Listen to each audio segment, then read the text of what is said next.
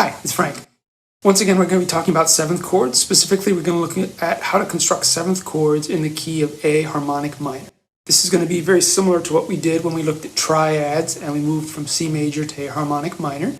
In fact, the groundwork, of course, for the seventh chords, as you've already begun to see, hopefully, lies in the triads. So what we're going to be doing is fleshing out a little bit more of the seventh chords now in a minor key instead of major, and seeing how the sevenths interact once we go into that minor key. Specifically a minor key, just as a reminder, that has a raised seventh degree. So it's not A natural minor, where we have all the notes of the C major scale, A, B, C, D, E, F, G, A. Recall that for A harmonic minor, we took that seventh note of the scale and raised it by a half step so that it's now G sharp.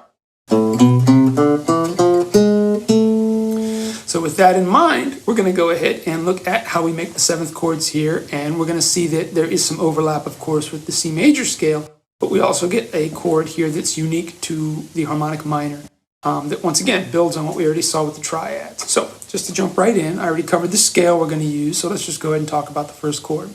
First chord in this scale that's diatonic is an interesting one because it has kind of a weird name. That is to say, it's the A minor triad that you're used to, A, C, E. And by the way, I'm starting in the same position that I used when I worked with the triad, so if you saw that video, hopefully this looks familiar. But since we're adding a seventh, we're going to go to the next note in the alphabet. So as usual, that formula that we applied to major also works here in the minor key. So A skips B as in boy to get to C, as you already know. C skips D to get to E. We skip F to get to the G, but as already mentioned, the G is sharp. So that gives us the notes A, C, E, G sharp. That creates a really interesting sounding chord, especially depending on how you voice it. Well, I'll give you a voicing right here just so you can see.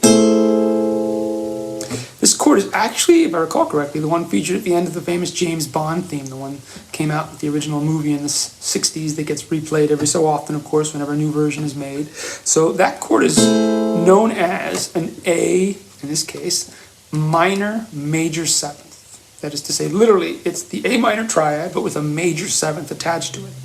Recall that distance there from A up to G sharp, meaning a G sharp is a half step below the octave, so that's the natural or major seventh distance. But it's appended to the minor triad, so that's why it has such an interesting sound. Or voiced together, like that. So from there, we're going to go up to the second note in the same scale, that's B as in boy. Here we're going to have the diminished triad we started with earlier, B as in boy, D as in dog, F. But since we want to add the seventh, we go a third above F, which means we skip G to get to A. Might recognize this shape from the major scale. We have a minor triad with the distance of a minor seventh on top. We call that half diminished. So once again, we get a chord that we've seen before in the major scale. It happens to be on the second degree here. So this chord with a seventh chord in mind, then, this second degree of the A minor scale, harmonic minor, does not create just the diminished chord. It's now what we call the half diminished, or minor 7 flat 5. Again, a voicing for that on the higher strings, something like that. Very common one in jazz guitar voicings if you started to study those. But the notes B, D, F, A. From there we get to another interesting chord. This is going to be the one built on the third note of this scale. We have the C, the E, and previously we covered what happens when you make the G, G sharp. That gives us what's called a augmented triad. We saw a voicing for that right here. Well, from the actual G sharp up a third means we skip A and we would go to B as in boy. So we still have between the root and the seventh of this chord what we call a major seventh, but it includes now this augmented fifth. So we usually refer to this as C major 7 augmented. That reminds us that the fifth is raised by a half step. And again, this can create an interesting sound. There's one possible voicing. A little overlap with that chord I mentioned earlier. One that's at the end of the James Bond theme. This is again where we have the major triads, C, E, and G sharp. That's now been made augmented, C, E, G sharp, and then the B, the seventh on top. So that's the third degree of this particular scale. When we go to the fourth, thankfully, we get back to the normal stuff. Here what we have are the notes D, F, and A. So just like we saw with the triads, just the D as in dog minor triad. And when we skip the B to get to C, we simply create a minor seventh chord. voiced also this way based on some of the PDFs I've created for you. D minor 7, okay? Also available down here. Sometimes this is a nice substitution for first position, D as in dog minor chord. After that, we go up to the 5th degree. Here, as we saw before, the triad becomes major, E, G sharp, B. But when we add the 7th, we skip the C to get to D, so it turns out all we do is create a dominant 7th chord. E, G sharp, B as in boy, D as in dog. So another way to voice that right there. But the point is, it's an E7 chord. All right. Once we go from the E up to F, the 6th note of this particular scale, now we get a major triad. We already know, F, A, C. But when we skip the D and go to E, we discover we have a major 7th triad. All right, so that major 7th chord, another voicing.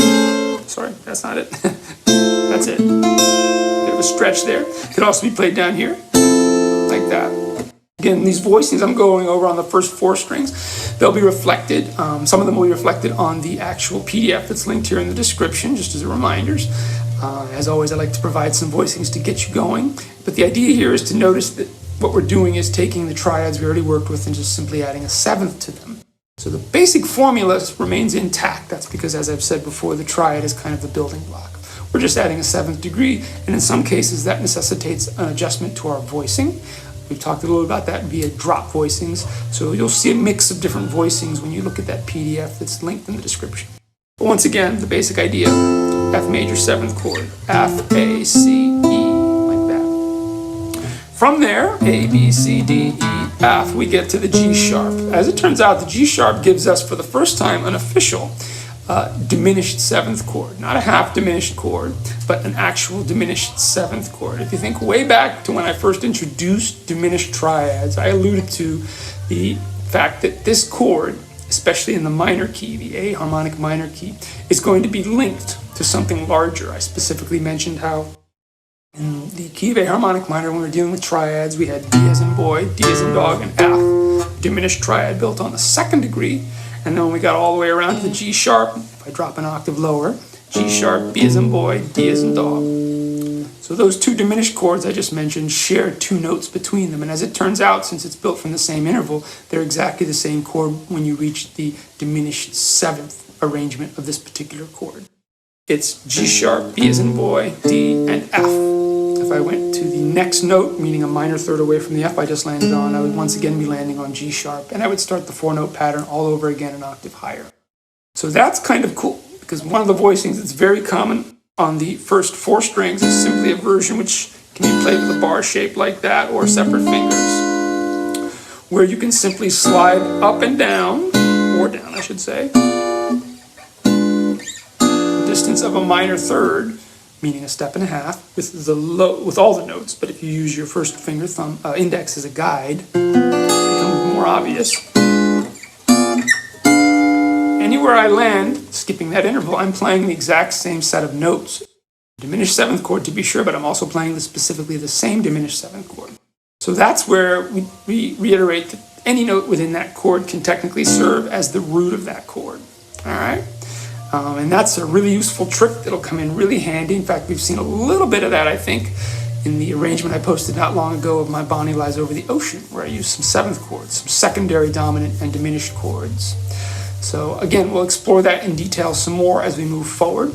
But just as a recap then, we have for the A harmonic minor scale, we had, first of all, what we call an A minor major 7th. Then we had B half diminished, minor 7 flat 5. We had a C major 7 augmented. From there we went to a D minor 7, D as in dog. Then a G7 chord. From there we got our F major 7 chord. And finally from there we have a G sharp diminished 7. It happens to have a low note on the B as I'm voicing it right now. That brings us full circle to our A minor major 7 chord. So just some of the voicings you can look forward to seeing on the PDF that's linked. Again, that can be really helpful when you're trying to visualize all this stuff, especially since we get into the harmonic minor scale and all of a sudden there's a new chord shape with that diminished 7. So For now, we'll stop there and look forward to seeing you in the next video. Take care.